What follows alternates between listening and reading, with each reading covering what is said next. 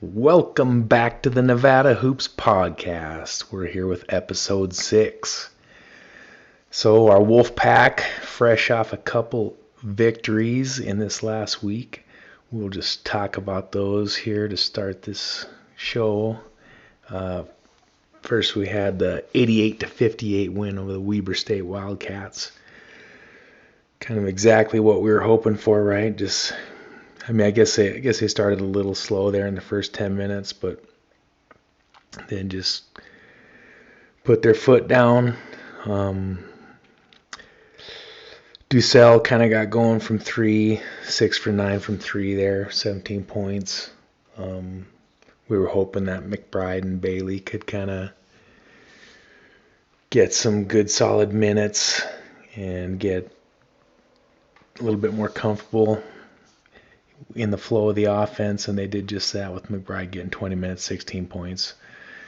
Bailey got 15 minutes, 8 points. Just a really quality win. That's what you want to do against those mid to upper level Big Sky teams. Good win. Then moving into the weekend contest against Santa Clara. 85-59 win. Really impressed with the game. I guess let's just kind of talk on the offensive end. Just really looked comfortable. It feels like they're just kind of getting more comfortable with each other and with each other's duties out there on the court. Trey Coleman was the leading point scorer with 21. Nick had 18 and 8. Brandon Love with a really nice game, 15 and 8. Xavier Ducell, 11 points. 3 for 10 from 3. He was 3 for 7 there. Kind of had 3 attempts there in, I'd say, the last 10 minutes of the game that just rimmed out. But I really liked seeing the number of attempts from him. Just really like the overall offensive game. Defensively, boy, they were just super stout. You could kind of see the position versatility that we have, right? When they were switching almost everything. Found it was really interesting, the game plan with Love. To start with, I was kind of like, because a lot of times they'd like run that pick and roll up at the top, and we'd switch it, and Love would stay up on the top there, and then we'd have a guard that would end up kind of down low. And it's like, at first I thought Love was maybe making a mistake on those, but as the game progressed, he just kept staying up top, being in that position. Alford, after the game, talked about how this was like a totally new defensive game plan that they went with. So I guess that obviously was the plan. That's another one of those benefits that we've talked with Kobe Sanders, when you got a 6'9" point guard, right? Like, he did a really solid job on those switches, and then he ended up on a big down low and really held his own down there. There was a couple times where Rollison was in the game, and he's switched down low, and it didn't really hurt the Pack. They got away with it, but it was definitely a little scary. But I tell you what, man, it just so impressed defensively. I mean, Nick Davidson just seems to just keep getting better every game. It is going to be super interesting as Daniel Foster gets mixed back in to the lineup here. Not that I foresee him taking Xavier Ducel's starting job at the 2, but I think there's definitely going to be that potential of just where you're inserting Foster at the 2 into that what is the starting lineup. Let's say a late game situation where we're really want to lock down on defense.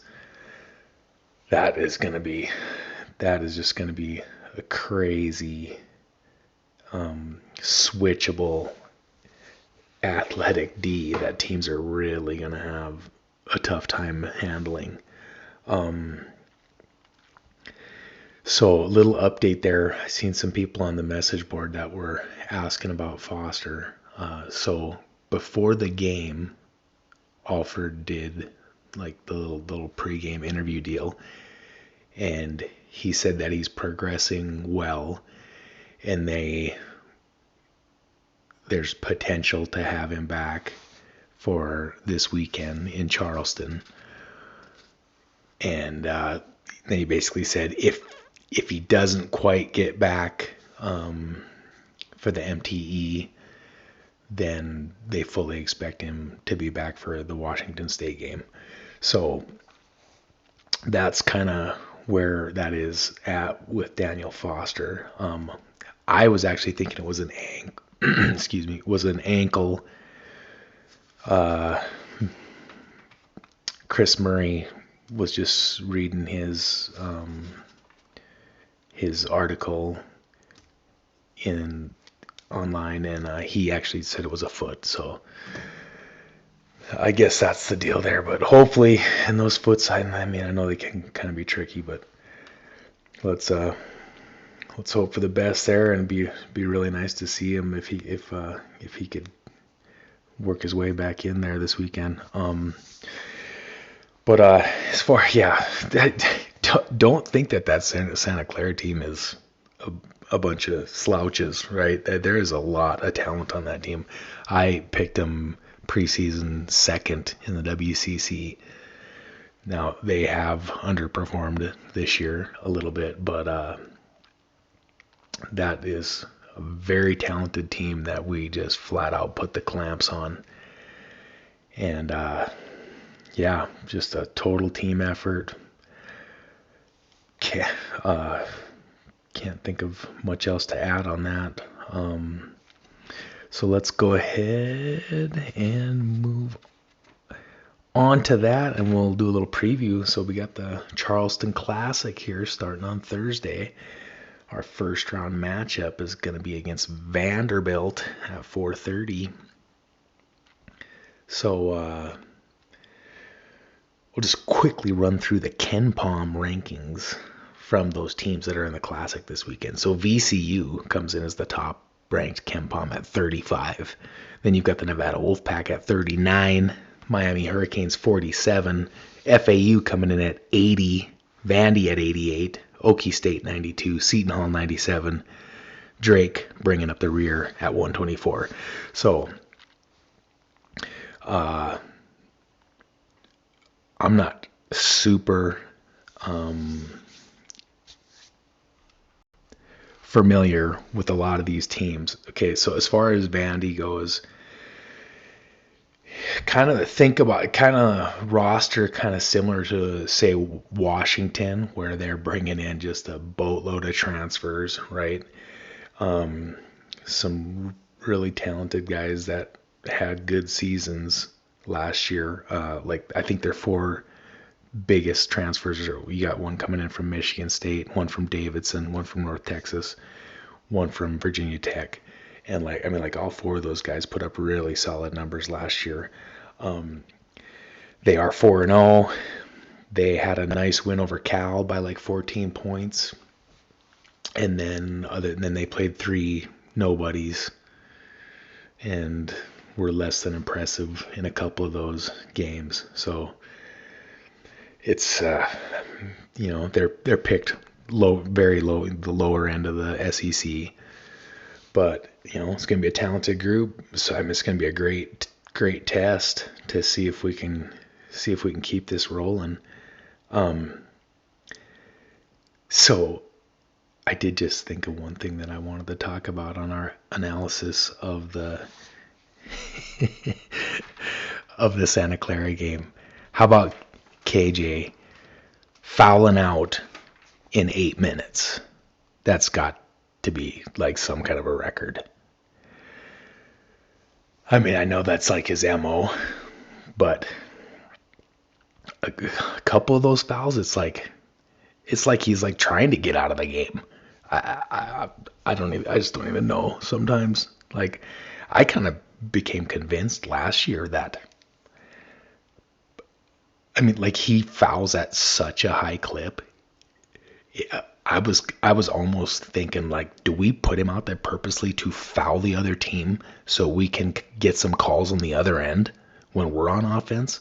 Because we really don't have, last year or this year, not a lot of the regular players really foul at a high clip, except for KJ. So it's I don't know. Is there like do we use some psychological thing where we're just like, we send him out there to hack the other team, and then the refs are more apt to call fouls on our guys when we've got the ball? I don't know, but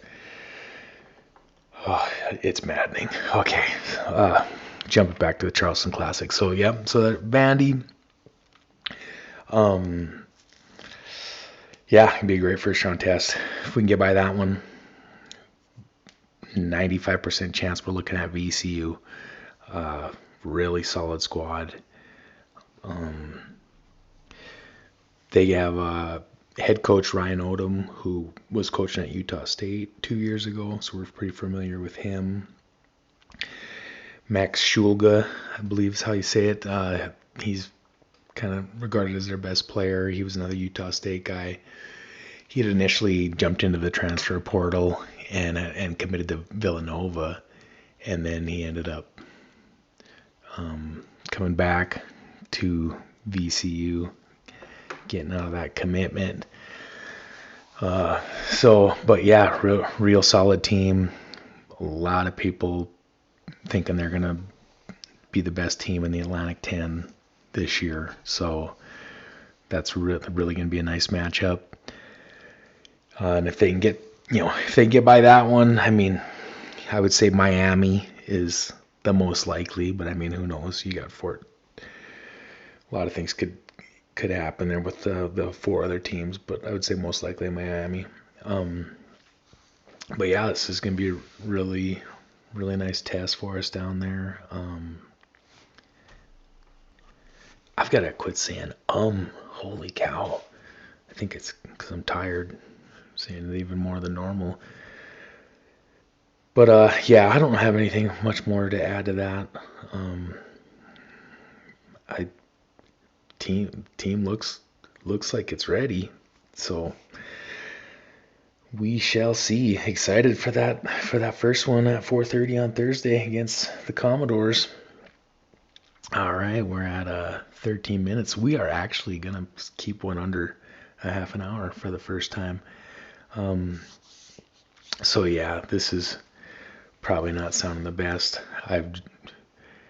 I feel like I hadn't done anything for 5 years, and then all of a sudden the last couple of weeks got kind of busy with things and haven't really been able to put the finishing touches on this podcast like I planned, but stick with me. We'll get it whipped into shape. It's just going to take a couple more weeks, I think.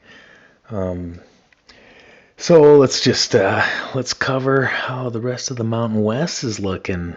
We'll start with Fresno State Bulldogs, fresh off an 18-point loss to Cal Bakersfield. Like, are you kidding me? I tell you. And this is why I complain so much about the coaching hire, right? Like, there's just, I don't even care. This isn't 5 years ago when it's like, when you'd be like, oh, well, we gotta give him some time. We gotta get him a couple years till he gets his guys in there, right? We talked about it. It's non-existent anymore. A Mountain West team should not lose to Cal State Bakersfield by 18 points. I don't know. It don't even matter. If it's your first year, 10th year, it doesn't matter. it's embarrassing for the conference. And their other game, it was more competitive, lost to Santa Barbara. I don't even know what to tell you. These bottom four teams in the Mountain West is just putrid. So Fresno's got 2 games coming up this week: Prairie View and at Long Beach State. I would imagine they can beat Prairie View A&M. I mean, for the love of God. At Long Beach State, I'm sure they'll lose there, even though Long Beach sucks. Wyoming. I mean, like, at least Wyoming's like battling, right? So I will stay on Fresno. I did watch some of the first half of that Bakersfield game. They actually didn't. It looked like they went out and grabbed like the 5 best athletes that they could get. And there's not a lot of size there, and there's not a lot of shot making. But I mean, you can tell they've got some athletes, and they were playing hard. But I mean, still, obviously, they didn't get the job done. But so back to Wyoming, you can see Sundance has got them scrapping out there. They're just really low on talent. I mean, when you compare this Wyoming team even to last year's Wyoming team, which was nothing special, I mean, it's not even close. It's like night and day. There was just way more talent on last year's team, which you would expect. We talked about how Lady was hired in the process, and I mean that's like the one area where are going to cut him some slack, because the guy wasn't even hired till middle of May. I mean, they did the best they could, but I mean, at least they're taking care of business and beating these cruddy Division I opponents. So they ended up beating Utah Tech. They got smoked by Texas Tech, which they got their lone game this week's coming up against Southeast Louisiana. So that's the deal there. Air Force, I mean, just terrible. Lost to LIU, Brooklyn, and Belmont. I'm going to deep dive next week into why I think Joe Scott should be starting to pack boxes, because I'm pretty sure he's going to be on his way out from Colorado Springs at the end of this season. So we'll deep dive into that a little bit more next week. They got a game at Cal coming up. I'm sure they're going to get pounded right there, and then they'll probably lose to Mercyhurst. Yeah, I know you didn't know that there was a Division I basketball team named Mercyhurst. Well, watch them beat Air Force this weekend. San Jose, I mean, like, the beat goes on here, right? Like, it just gets worse and worse. Every team we start to talk about. I mean, San Jose, I don't even know. Lost to UC Santa Barbara. I mean, they're just terrible right now. Their lone game coming up against USC this weekend. I'm sure they'll get drilled. Moving on, Colorado State. So they went down and played a neutral game against Ole Miss in some place in Mississippi that wasn't on Ole Miss's home court, and they got beat 69-84. About what you would expect, I guess. At least what I would expect. I guess most people thought Colorado State was going to be a lot more competitive, but we know better. So yeah, they did get a win over Denver. Their lone game this coming week is against UC Riverside. Hopefully we can pick one up there. San Diego State, just watched them get beat by Gonzaga 67-80. They battled, but I mean, it's a home game. I'm sure they were hoping to be a little bit more competitive, but Gonzaga's one of the best teams in the country, no doubt about it. So I guess about what you'd expect from the Aztecs right there. And I actually don't think they have a game this week, another game coming up this weekend. UNLV, they beat Nebraska Omaha in their lone game, and then they've got Pepperdine and New Mexico State coming up this week, so nothing huge there. So they should be able to get a couple wins. Utah State, did just watch them beat Montana by like 11 or 12. They've been looking pretty good. They'll have their first big test coming up. I think it was maybe Friday. They are against the Iowa. They're going to be playing the Iowa Hawkeyes on a neutral in Kansas City. So it's going to be a really nice test. It's really going to tell us a lot more on how good this Aggies team is. But they've been getting the job done so far. Boise got a nice win over Clemson, 84-71. I believe that was on Sunday. Yeah, no, I mean, even though the game was in Boise, it's still really nice win, little revenge win from last year. They got Clemson beat them pretty good early in the season down there on their home court.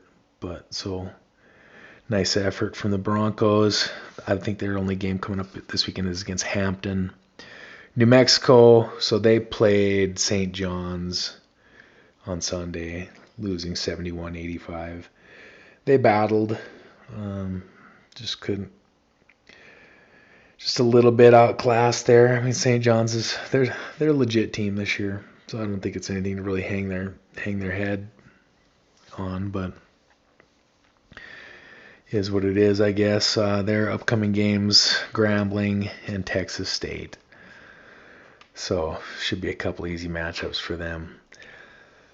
Yeah, we're like 21 and a half minutes, but so this is like way short. I'm sure there'll be like 10 things that I forgot to talk about, but we're just going to kind of keep this one short.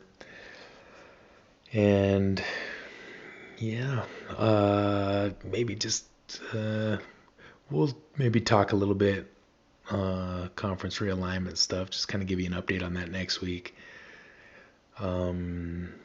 Our numbers, our listenership, not really looking too great. So if there's anybody out there that's actually listening to this, if you could make sure that you're like subscribing to whatever podcast app that you're using, and then any of that stuff helps with a liking, rating, all that stuff can help us out. Like I said, I think word of mouth is probably going to be one of our biggest deals. So if you're out there listening to this, tell a buddy, and we'll try to get this thing pumped up. I guess that's about it, though. We will come back next maybe somewhere around next Sunday, and hopefully we'll be discussing a very nice weekend down in Charleston from the Pack. All right. Thank you, and we are out of here.